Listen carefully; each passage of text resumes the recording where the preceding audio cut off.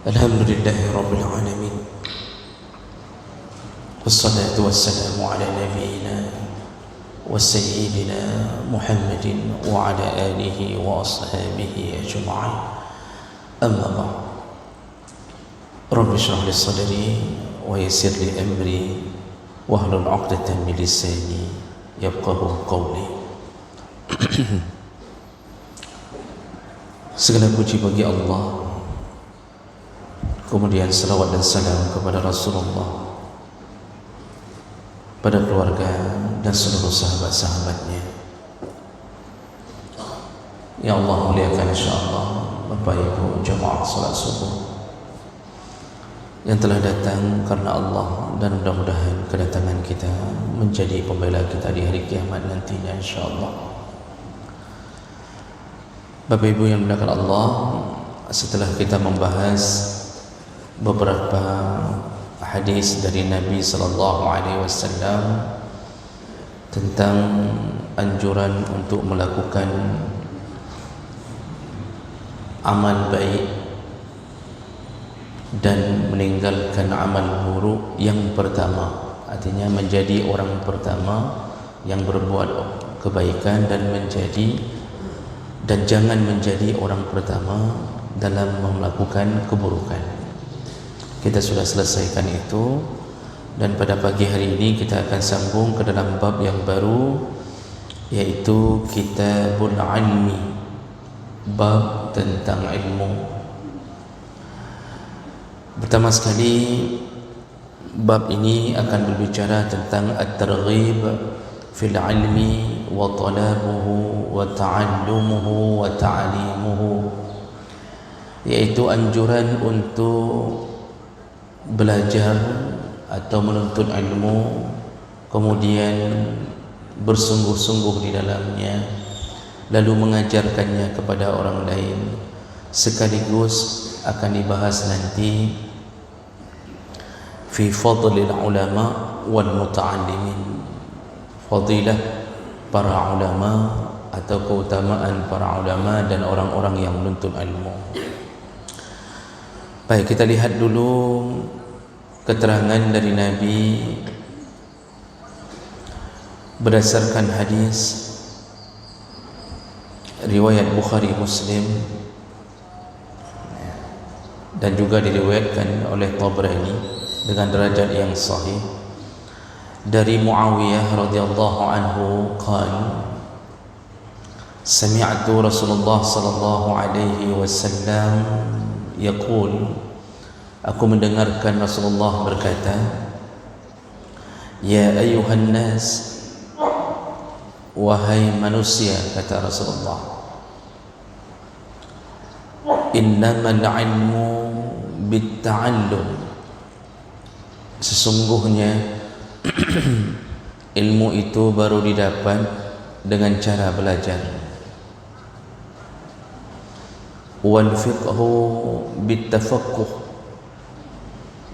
dan orang bisa memahami agama dengan tafaqquh, dengan mendalaminya. Wa may yuridillahu khairan yufaqihu fid din, barang siapa yang diinginkan kebaikan oleh Allah terhadap dirinya, maka Allah akan membuat dia faham dalam agamanya. Lalu Rasulullah membaca ayat innama yakhshallah min ibadihi ulama, sesungguhnya yang benar-benar takut kepada Allah hanyalah kalangan orang-orang yang berilmu. Jemaah melakukan Allah, pertama sekali Rasulullah mengatakan innamal ilmu bitta'allum, kita ini baru dapat ilmu dengan cara mempelajarinya. Ilmu itu tidak bisa diwariskan melalui minuman. Ada orang yang mengira dengan mencatat ilmu atau merobek-robek kitab atau merobek-robek lembaran Al-Quran, lalu direndam ke dalam air, diminum, langsung tiba-tiba dapat ilmu. Ini biasanya terjadi di musim ujian nasional. Buku biologi dirobek, kimia dirobek, fisika dirobek, lalu dicelup, lalu dijilat dengan Oreo nanti. Jadi orang cara menuntut ilmu aneh ketika orang itu malas. Ada juga yang mengatakan orang akan mudah dapat ilmu dengan ditransfer dari guru seperti ilmu hitam. Jadi datang ke seorang guru lalu dibacakan mantra tertentu sehingga orang bisa langsung mendapatkannya. Ini semua dibantah. Bahkan Rasulullah langsung menegaskan, ilmu itu baru dapat dengan cara ta'allum, dengan cara dipelajari. Kita ini manusia, mulai dari Nabi Adam sampai penghujung zaman, Allah berikan dua kategori orang menuntut ilmu. Yang pertama, orang bisa dapatkan ilmu dengan cara mauhub, yaitu dihibahkan oleh Allah, tidak perlu tuntut. Siapa mereka? Yaitu golongannya para nabi.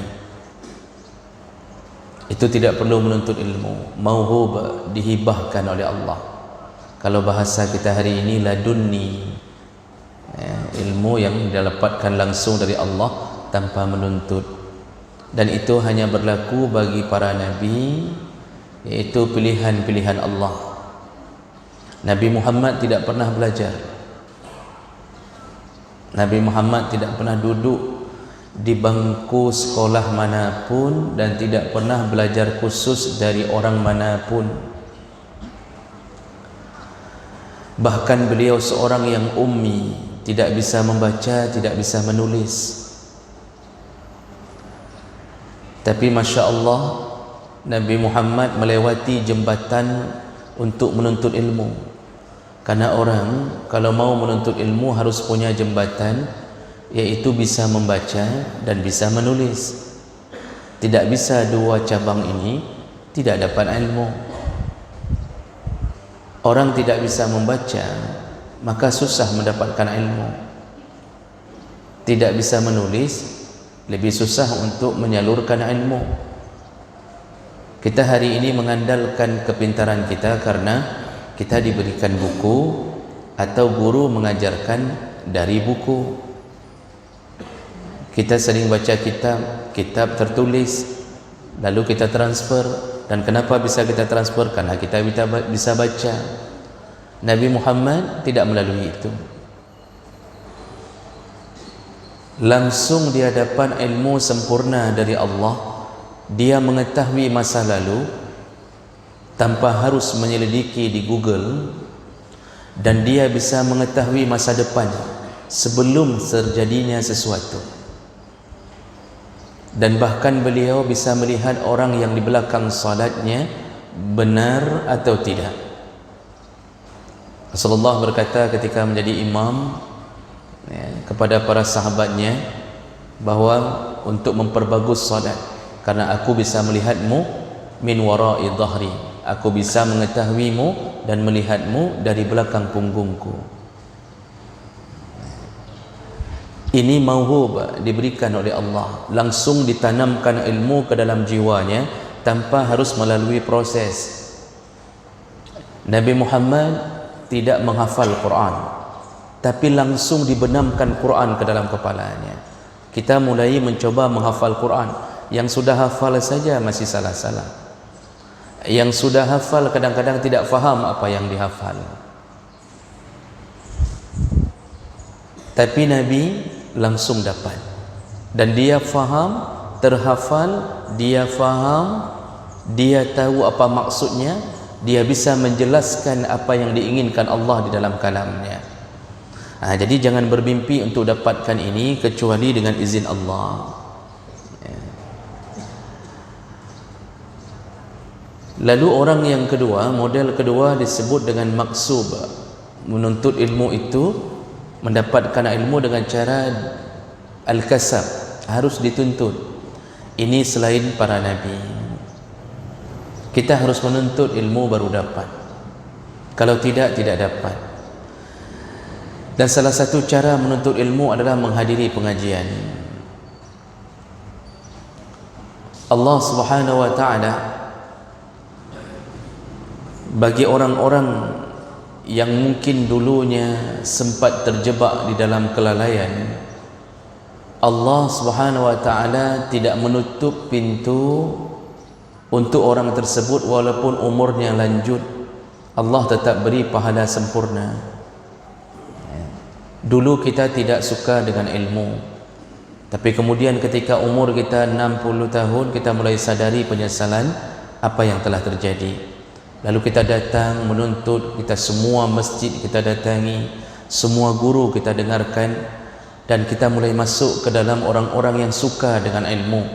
Sama pahalanya dengan para penuntut ilmu.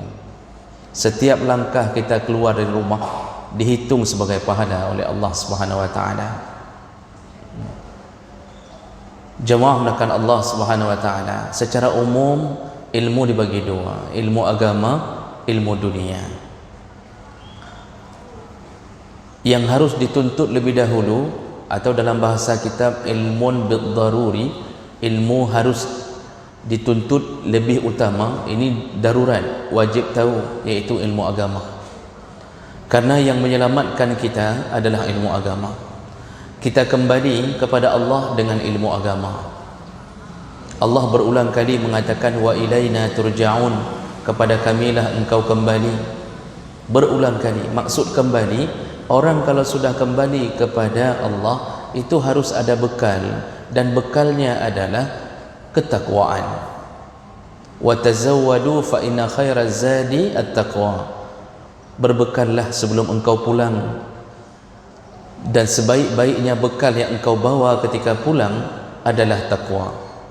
Bagaimana orang bisa dapatkan takwa sedangkan dia tidak tahu halal haram? Sedangkan takwa itu belajar untuk takut kepada Allah dan taat pada perintah. Bagaimana dia bisa takwa? Dia tidak tahu bahwa ini halal, ini haram, ini boleh, ini tidak boleh, ini berpahala, ini berdosa. Itu semua baru didapatkan melalui ilmu. Jemaah melakukan Allah, ilmu yang kedua ilmu dunia. Jadi bicaranya tentang memperbaiki dunia. Ini ilmu agama, ilmu yang lebih utama. Ilmu dunia itu hanya pendamping sebagai jembatan bisa hidup di dunia. Tapi sebenarnya kalau orang ingin memperjelas tentang tujuan hidup, maka ilmu agama, orang kalau sudah tuntut ilmu agama, agama dapat, akhirat dapat, dunia dapat. Tidak ada kekurangan. Karena masalah ilmu dunia itu bisa dapat dengan cara membiasakan diri pun dapat. Waktu Nabi diutus oleh Allah, itu semua berubah gaya hidup di antara sahabat-sahabat Nabi. Hari-hari mereka isi dengan bertanya ilmu agama, bagaimana mempersiapkan diri untuk akhirat. Pernah Nabi ditanya, ya Rasulullah, bagaimana kami dan kapan sebaiknya kami menanam gandum? Apa jawaban Nabi? Antum a'lamu bi umuri dunyakum. Menyonya urusan, engkau lebih tahu tentang urusan duniamu, kata Rasulullah. Artinya lihat saja alam, kapan baiknya untuk tanam, kapan sebaiknya dipanen. Itu ilmu pertanian. Rasulullah pun memberikan kepada para sahabat, kalau masalah itu engkau lebih tahu, urus saja sendiri. Artinya kita dengan terbiasa, kakek-kakek kita itu tahu membaca alam. Nyo urogot untuk semula, nyo urogot, nyo meno, ini begini, oh ini bagusnya kapan. Itu ilmu dunia, itu ilmu mubah. Ya. Rasulullah tidak diturunkan untuk menemukan tentang keindahan dunia. Rasulullah sallallahu alaihi wasallam tidak diturunkan untuk menemukan listrik. Karena pasti manusia akan berjalan memperbaiki hidupnya, itu lama-lama akan muncul sendiri.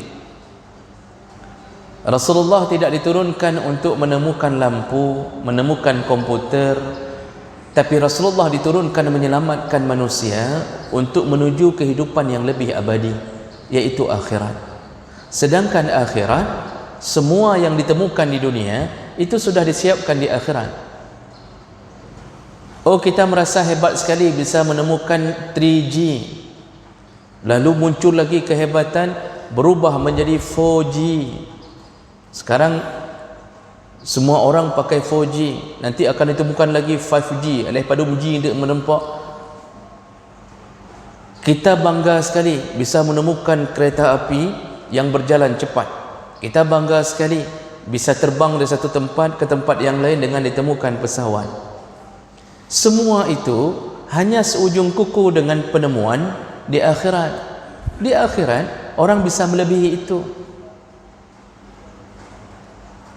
Bahkan hadis Nabi menyebutkan bahawa nanti orang yang amal salehnya tidak diiringi dengan dosa-dosa yang banyak, artinya kecil sekali dosanya, amal salehnya begitu banyak, itu levelnya Abu Bakar Siddiq dan kawan-kawan.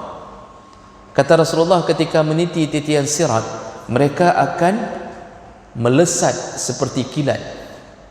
Jadi dari pintu, dari jurang neraka pertama, tebing neraka pertama, menuju ke pintu surga, yang kata Qadhi Al-Ayas, salah seorang tabi'in, butuh waktu 15.000 tahun berjalan kaki untuk meniti titian sirat. Jadi bukan seperti jembatan Cunda hanya sekedar lewat, tidak, 15.000 tahun kata Qadhi Ayas. Tapi orang yang amalnya baik selama di dunia, kecil dosa-dosanya, dia bisa melesat seperti kilat, kata Nabi. Orang yang kedua akan terbang seperti burung. Nanti hidup di surga, butuhkah kita jalan tol yang sudah kita selama ini bangga-banggakan, di mana-mana tol Sibanceh, nanti kalau dari Kuala Simpang ke Banda Aceh, Kibanceh berarti. Perlukah kita semua kemewahan ini? Di akhirat sudah lebih dahulu, dan itu 99% melebihi apa yang telah kita bangga-banggakan di dunia. Orang yang tuntut ilmu agama, dunia dapat, akhirat sudah pasti. Makanya coba lihat semua orang yang nuntut ilmu agama, hanggatien Pak, tidak akan miskin, kecuali dia berkhianat dengan ilmu agamanya, tidak akan miskin. Allah pelihara. Tapi orang yang menuntut ilmu dunia hanya dapat dunia, belum tentu akhirat. Sekarang lihatlah gaya orang menuntut ilmu dunia. Yang ahli apa contohnya? Oh, ahli teknik, kalau dia tidak mengenal agama, dia disibukkan dengan ilmu dunia. Kadang-kadang kalau kerja di pabrik pembuatan apa contohnya, pesawat, kalau bekerja dengan orang kafir, bahkan tidak diizinkan pun waktu untuk salat. Kita disibukkan dengan urusan-urusan dunia. Kalau levelnya orang-orang yang terpelajar, itu kadang-kadang kalau kurang agamanya, dia kejar dunianya, dia disibukkan pikiran siang malam dengan urusan kertas. Tapi ada kertas, dia akan disibukkan dengan seminar, gelarnya profesor, doktor, disibukkan dengan seminar, terbang sana, terbang sini. Dia disibukkan dengan harus memberikan jurnal setiap bulannya, dan dia harus mengisi ini, mengisi itu. Salat duhur hana mupan, salat asar tertinggal, Al-Quran sudah 10 tahun tidak pernah dipegang, sibuk membaca skripsi mahasiswa, ini salah, itu salah, satu ayat pun tidak pernah terbaca. Jadi orang kalau tuntut terlalu serius dengan dunia, dia tidak dapat akhiratnya. Tapi orang terlalu serius dengan akhirat, hidupnya dipelihara. Maka seluruh orang yang menuntut ilmu, lihat gaya hidup imam-imam besar. Imam Syafi'i itu bukan PNS, Pak.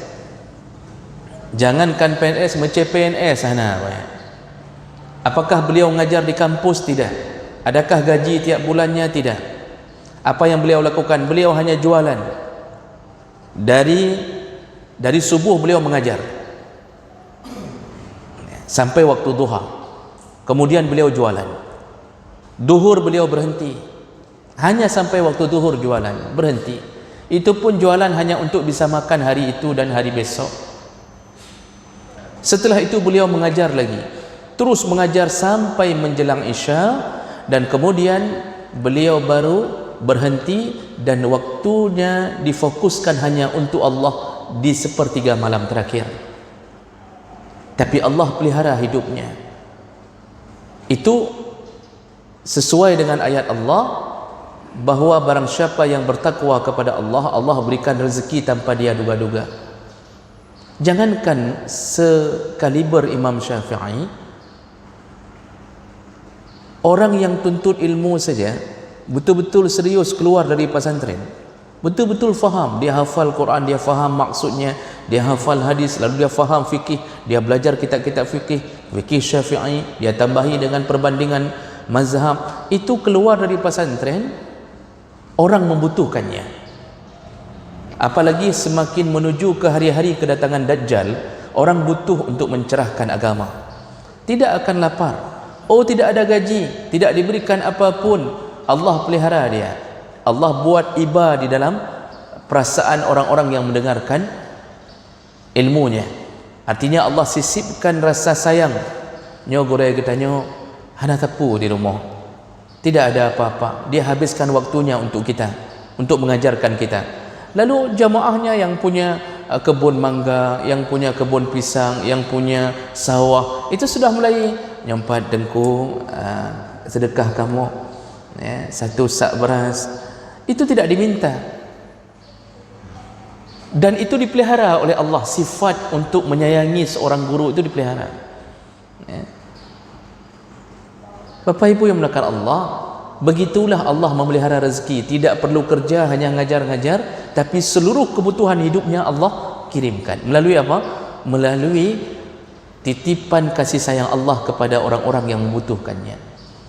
Jadi ilmu tidak akan didapatkan hanya karena mengandalkan seorang ayah yang berilmu. Jadi ada orang yang soyahkah, oh ya halung tengku fulan bin fulan, dia mengandalkan ilmu ayahnya, dia sendiri tidak berilmu, tidak akan turun ilmu itu dengan sendirinya. Jadi bukan orang yang alim kemudian mendapatkan anak jaminan alim, tidak. Selama dia tidak menuntut, dia tidak dapat apa-apa. Seorang Nabi saja tidak bisa menurunkan ilmu kepada anaknya. Nabi Nuh tidak bisa menurunkan ilmu aqidah kepada anaknya setelah diajarkan berulang-ulang. Nah, makanya Rasulullah menyebutkan syarat seorang yang berilmu adalah ta'allum, menuntut. Jadi tuntutlah ilmu. Kalau kita sudah kelewatan, kebetulan kita gaya hidup dulu tidak sempat menuntut ilmu, jangan sampai kelewatan untuk mendidik anak kita.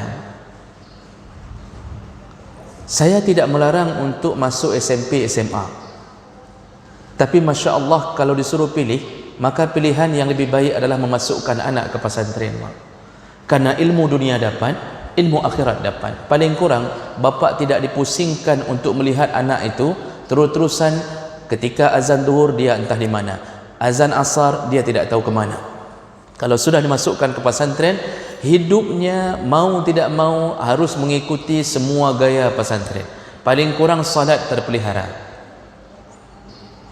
paling kurang salat terpelihara, belum lagi ditambahi ilmu, nanti sekolah juga dapat.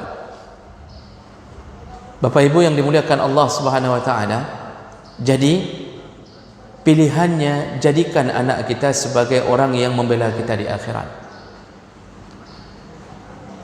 Kita dapat apa? Kita dapat hasil perjuangan mendidik anak kita. Yang cari SPP, yang cari uang untuk bayar SPP ayahnya, yang selalu mengunjunginya ibunya, contoh. Tapi dua-duanya mendapatkan pahala dalam urusan mendidik anak. Baik, itu kalimat pertama Nabi. Kemudian Rasulullah menyambung wal fiqhu bitafaqquh. Baru orang bisa memahami agama dengan cara mendalaminya. Tadi suruh tuntut ilmu, tapi dijelaskan lagi Nabi dengan bahasa fikih. Fikih itu secara bahasa artinya al-fahmu, faham. Fikih itu di antara ilmu yang paling penting dalam kehidupan sehari-hari, karena dia bersangkutan dengan hubungan amaliyah manusia. Dia bersangkutan dengan hubungan ibadah dan muamalah manusia. Makanya kalau bahasa para ulama, ilmu dibagi 3 tingkatan: ma'rifah, syariat dan hakikat. Mengenal Allah, kemudian syariatnya, mengenal tata cara ibadahnya, ini melalui ilmu fikih. Lalu kemudian mempraktekkannya melalui ilmu akhlak, atau sebahagian menyebutnya ilmu tasawuf. 3 ini harus dikuasai. Dan fikih masuk ke mana? Ke ilmu syariat. Yang kita selama ini belajar tata cara bersuci, kita tahu mana yang menyebabkan batalnya salat, kita tahu bagaimana syarat dan rukun salat, itu semua fikih.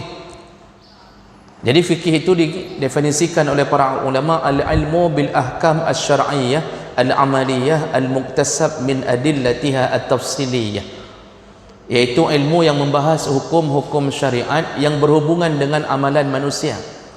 Jadi koridornya, pagarnya berhubungan dengan amalan manusia. Yang tidak berhubungan dengan manusia tidak disebut ilmu fikih. Jadi amaliyah manusia yang disinggung. Kalau ditanya, apa hukumnya seekor kambing memperkosa seekor kucing? Nah, itu hukum. Apakah kita berani jawab, oh haram, berdosa? Yang mana berdosa? Kambing yang memperkosa itu berdosa. Tidak ada hukum, karena tidak ada hubungan dengan amaliyah manusia. Berbeda kalau manusia memperkosa kucing, baru muncul hukum. Kalau binatang sesama binatang, harimau memakan binatang yang lain, berdosakah harimau? Tidak ada dosanya. Jadi kadang-kadang taparuh, ketika buaya sedang menerkam kambing, lalu kita mengatakan dosa buaya itu, hanya kebuahan perasaan dia membaca ubi. Itu dunia binatang, Bapak. Itu memang rantai makanannya. Makan dengan kita melempar buaya itu agar tidak makan, bukan bermakna kita hebat, malah kita telah menghilangkan makanannya.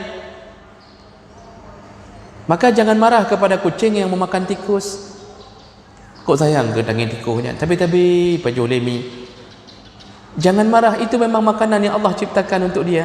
Insting dia memang ke situ. Yang kita harus pelajari apa? Hubungannya kalau kita yang melakukan dosa. Dari mana kita tahu ibadah kita diterima atau ditolak Allah? Salah satunya adalah dengan belajar fikih. Maka fikih itu kita mulai belajar, itu mulai dari taharah. Siapa penyusun bab kitab dalam ilmu fikih? Dimulai dari bab taharah. Kenapa semua kitab belajarnya dulu bab taharah? Itu kalau kita baca sejarah, dimulai dari Imam Hanafi yang menjelaskan ilmu didahului dengan taharah. Tapi di masa Imam Hanafi, kitab belum tercatat dengan baik. Tapi murid-muridnya kemudian mulai mensarikan apa yang disebutkan Imam Hanafi. Kenapa harus belajar taharah pertama dalam ilmu fikih? Karena taharah kunci keabsahan salat, kunci keabsahan suatu ibadah. Maka taharah ini apa yang berno? Ada orang hari ini pun tidak faham. Disebut air suci menyucikan. Menyucikan itu dikira hanya untuk berwuduk saja. Padahal untuk cebok pun harus air suci, tidak boleh air yang bernajis. Ini efeknya apa? Kalau dalam kamar mandi, WC, ini WC, ini lantai WC di sini WC berdiri di sini. Lalu kita taruh ember kecil di samping. Yang ember itu kadang-kadang mulut ember hanya sebatas lantai WC. Kita cebok, bekasan cebok loncat ke dalam ember yang airnya kurang daripada 2 kulah. Sudah pasti kurang dari 2 kulah, karena 2 kulah itu sekitar 210 atau 240 liter. Dalam mazhab Syafi'i disebutkan 500 liter negeri Baghdad. Loncat air dari bekasan cebok ke dalam ember kecil. Apa yang terjadi? Kalau air bernajis masuk ke dalam satu bejana, yang kurang dari 2 kulah, maka air ini berubah statusnya menjadi air mutanajjis. Lalu kita cebok lagi, atau orang lain yang cebok bekasan air yang jatuh tetesannya ke dalam ember kecil. Cebok itu hanya bersih tapi tidak suci. Bersih-bersih kalau nak cebok, kalau nak gelih, sucikah? Belum. Kenapa? Kita tadi yang cebok dengan air mutanajjis, dengan air bernajis. Otomatis ketika kita keluar dari WC, kita tidak bersihkan lagi dengan air dari keran, maka ini punggung ini dalam keadaan sedang bernajis. Lalu langsung kita wudhu. Ini bermasalah. Kenapa? Karena orang tidak memahami tentang dunia fikih. Padahal itu sudah tahu dari dulu air terbagi begini, air suci menyucikan, air suci tidak menyucikan, air makruh, air begini. Nah, itu kita sudah belajar, tapi prakteknya saja kadang-kadang bingung. Makanya sekarang tengku gurau-gurau kita ini mulai mengajarkan kehati-hatian, sampai boh manok yang dibuat oleh tukang martabak itu sudah mulai dibicarakan sekarang, untuk mengingatkan bahawa kalau boh manok itu keluar langsung dari punggung ayam, tidak ada najis ayam yang tersimpan di dalam apa namanya, Pak? Apa namanya? Dalam peluk kan? Jadi ayamnya tidak duluan dalam peluk, yang jatuh cuma telur, maka suci. Tapi begitu telur itu jatuh ke tempat apa namanya tadi, Allah Allah, untuk apa pernah tempat dia, Pak? Sudah ada ayam duluan di situ. Ayam baru ituh baru dituh boh. Setelah dia tuh baru dia tuh boh. Maka bohnya ayam kalau lainnya ceritanya. Boh manuk itu jatuh ke atas ayam. Diambil, masukkan ke papan. Najis masih lengket di telur. Dijual ke tukang martabak. Martabak tidak cuci duluan telurnya. Waktu dia pecahkan, dia pegang telur itu dengan tangan kanan atau dengan, kan diambil nih, dia pegang dengan tangan kiri atau dengan tangan kanan, dia pecahkan. Tangannya sudah terkena tai ayam. Lalu tangan ini dia labur ke atas cane.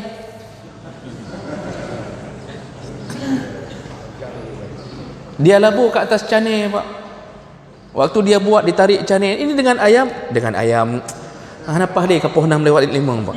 Ini dia labur dengan tangan yang sudah melabur dengan tai ayam. Apa hukum itu? Makanan itu bernajis. Makanya fikih itu perlu dipelajari berulang-ulang, bukan hanya sekali belajar habis. Jadi ada orang membangga-banggakan diri per kitab baca je no. Oh katruk belum kali i'anatul talibin. Sekali baca tidak cukup. Ulama dulu mengulang-ulang kitab ulama sebelumnya sampai puluhan kali, supaya langsung masuk secara benar-benar apa yang dimaksud. Dan fikih itu Masya Allah luas sekali, luas sekali. Itu tadi baru contoh barang dalam urusan taharah, dan banyak sekali dibicarakan, tentang sampai urusan khutbah Jumaat, sampai urusan apa yang harus dilakukan seandainya tidak cukup, macam-macam urusannya. Makanya perlu tafaqquh, mendalaminya dengan cara menemui guru untuk belajar tentang ilmu tersebut. Jadi fikih ini urusannya ke ibadah, juga urusannya ke muamalah. Hukum-hukum jual beli keluar dari fikih. Umar bin Khattab dulu berkata, tidak boleh la bai'a fi suqina, tidak boleh ada jual beli di dalam pasar kami, tidak boleh, kecuali yang belajar fikih.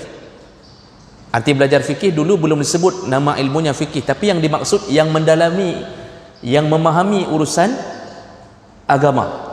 Kenapa? Kalau tidak paham urusan agama, maka dia tidak tahu telah melakukan yang haram di pasar. Bang, berapa harga barang ni? 100.000. Boleh kurang? Tidak boleh kurang, ibu. Nepu kurang hai bacut. Tidak boleh. Saya ngambil saja itu 99.000. Saya cuma ngambil laba 1.000. Padahal dia ngambil modal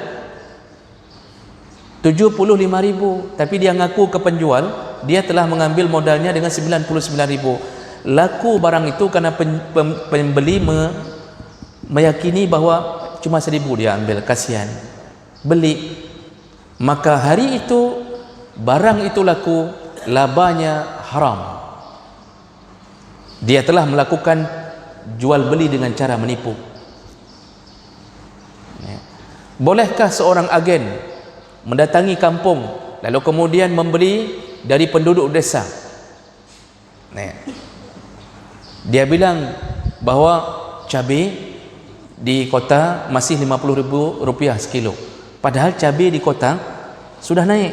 Dia tipu penduduk kampung karena penduduk kampung tidak pakai HP, tidak pakai WA. Dia ambil berbal-bal dari penduduk kampung. Mentang ide mentang Rp50.000. Jadi penduduk kampung jualnya masih di bawah harga, padahal di kota sudah naik. Ini dalam fikih disebut talaqi ar-rukban, hukumnya haram. Agen ini makan haram.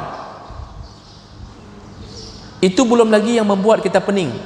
Rumah KPR haram, itu fikih yang bicara. Rumah KPR haram, siapa yang bicara? Fikih.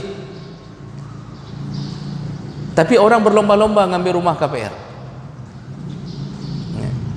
seakan-akan dibantu oleh pemerintah, diringankan oleh pemerintah, padahal hukumnya secara fikih haram. Kenapa? Jatuh ke riba. Di mana ribanya? Yang bermain 3 orang, developer, nasabah yang mengambil rumah, kemudian bank. Developer meminta dari nasabah untuk DP. Ini rumah 100 juta, kasih DP 20 juta, silahkan duduk. Kalau rumah 100 juta sudah dibayar DP, berarti kurangnya 80 juta. Nah, 80 juta ini siapa yang nanggung? Sehingga rumah itu bisa langsung dibangun dan diduduki oleh nasabah ini. Yang nanggung adalah pihak ketiga, yaitu bank. Maka bank seakan-akan mengatakan kepada developer, berapa lagi nggak cukup? Itu orang itu tadi 80 juta ada, kami tanggung. Dia bayarkan 80 juta buat rumah untuk dia, itu si nasabah ini. Sudah jadi, rumah sudah jadi, sudah duduk. Nah, kemudian yang kita tahu selama ini kan, saya ngambilnya kredit, ada yang 5 tahun, 10 tahun, 15 tahun. Dia tidak tahu prosesnya. Yang tanggung 80 juta tadi bank. Seharusnya bank, jadi seakan-akan bank itu menghutangkan uang kepada si nasabah sebanyak 80 juta. Jadi seakan-akan bank mengatakan apa? Padu Hansip 80 juta, kamu tanggung nilai apa? Kami bayarkan dulu. Nanti bayarnya ke kami. Okey. Nasabah diikat ke bank. Yang dipinjamkan berapa? 80 juta. Yang diminta bayar berapa? Masihkah 80 juta? Tidak. Nasabahnya ngambil, ada yang 10 tahun, ada 15 tahun, berubah dari 80 juta menjadi 150 juta. Apa hukumnya? Riba. Maka rumah KPR itu riba, kecuali yang ngambil cash. Maka Bapak Ibu maka Allah, lihatlah bagaimana hebatnya kita melakukan dosa hanya gara-gara tidak mendalami fikih. Cukup banyak masalah, Pak. Cukup banyak masalah. Sajadah, kalau kita bawa sajadah dari awal, kita bawa dari rumah sudah menempel najis, itu disebut membawa najis. Tapi kalau sajadah kita letakkan di atas najis, ini namanya sajadah, ada najis, tai cicak, kita letakkan sajadah di atas najis, ini menutup najis, maka sah solat di atas sajadah tersebut. Kita bukan membawa najis, menutup najis. Walaupun di bawah sajadah kita tahu macam-macam ini fikih. Jemaah maka Allah, maka perlu sekali belajar fikih. Dan terakhir Nabi mengatakan, wa may yuridillahu khairan yufaqihu fid din. Barang siapa yang diberi kebaikan oleh Allah, maka Allah akan buat dia faham dalam agamanya. Yufaqih, Allah akan buat dia faham, karena fikih secara bahasa faham. Ini kalimat ini ingin dikatakan oleh Nabi, yang sudah punya ilmu jangan sombong. Kenapa? May yuridillah, dia adalah orang yang diinginkan kebaikan oleh Allah untuknya. Jadi yang beri kita berilmu ni Allah. Kenapa orang lain enggak sanggup hafal Al-Quran, kita sanggup? Kenapa orang lain tidak sanggup hafal hadis, kita sanggup? Kenapa orang lain tidak ngerti-ngerti bahasa Arab tapi kita sanggup? Orang tidak bisa hafal Alfiyah Ibnu Malik, kita sanggup. Semuanya kita sanggup. Siapa yang beri? Yuridillah, Allah yang beri. Makanya ke yang sudah berilmu jangan merasa sombong. Jadi jangan mentang-mentang sudah berada di depan, duduk di atas jamaah dengar, nyan wajib mandum hormat ke gonya hana. Tidak wajib. Tidak wajib hormat walaupun sebaiknya menjaga adab. Tapi jangan merasa bahwa sayalah. Apa yang saya katakan haru dengar. Haru betul-betul kena dengar kerana hana orang lain yang lebih ilmu daripada anda. Ini baiknya kalimatnya. Karena banyak orang berilmu lebih besar dosanya daripada orang tidak berilmu. Kenapa? Setelah dia tahu, dia melanggar apa yang dia tahu. Itu lebih besar dosanya daripada orang-orang yang belum tahu. Maka jemaah melakukan Allah, ini di antara kelebihan orang-orang yang menuntut ilmu, dan itu adalah pilihan Allah Subhanahu wa taala.